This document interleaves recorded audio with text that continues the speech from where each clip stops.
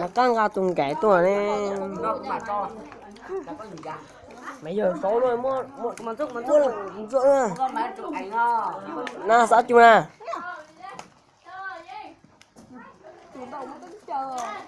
Cô chỉ bon, cô chiều cô chuông.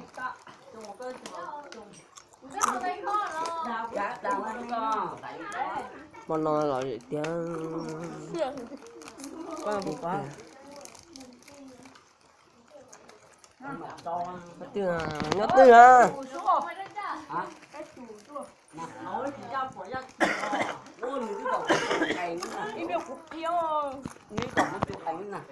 Có được con chín rồi đấy.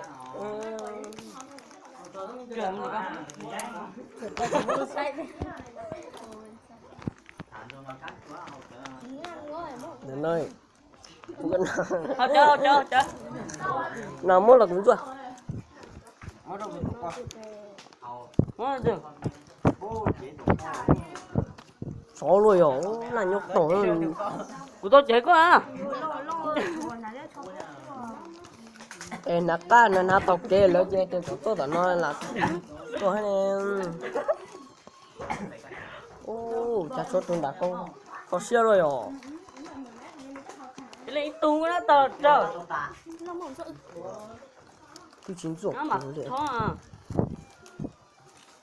Ui hả tôi cái nhiều tụi con có bó tạch ra. Trời ơi, bố mà cho con bao sữa hay được sai tổ tệ cái gì? Cái có khí cởi. Ê, hay là đi cũng đi. Thì có hả? Nếu to này đúng rồi. Hay dùng cho ta chúng nó tóc gì đó hả? Người tao lý họ.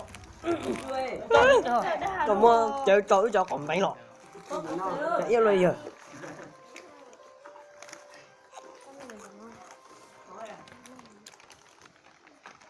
Như chị con nông thế lý do đây có tay rồi.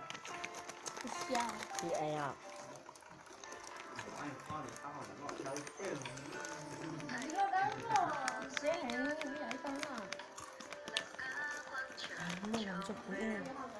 Đâu cho nó bắt ăn nữa thì bắt đó.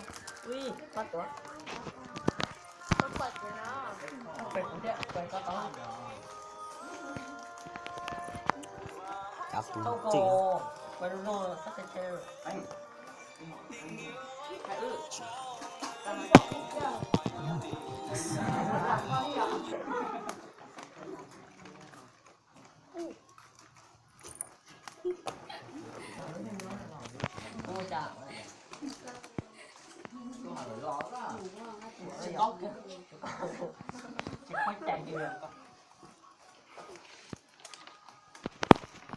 Nó rất không tệ nó.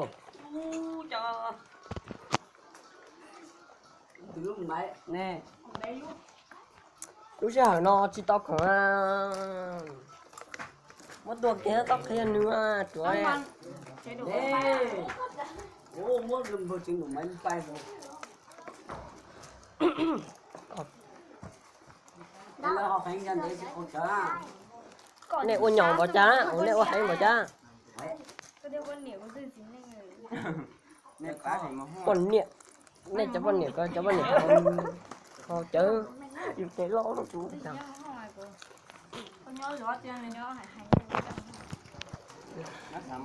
cái còn liệu nó chỉ bao một cái thứ nó đi kì lớn rồi không khấu hả? ai bé học bé à nè ê cuốn đột ê cuốn đột muốn chạy trăng thôi chắc con chuối no ê lỡ họ lỡ bé họ lỡ thích cam hồ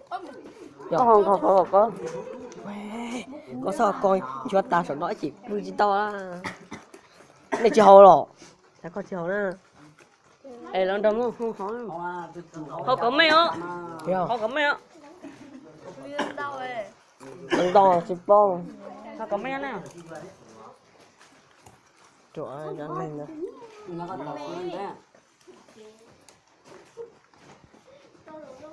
không mấy không có mấy một chàng thôi thế tụi họ những nhân tộc ngô bé con họ có là họ có mấy Không cũng khói. ai có mấy mồ Ai có người lấy. Đâu đi. rồi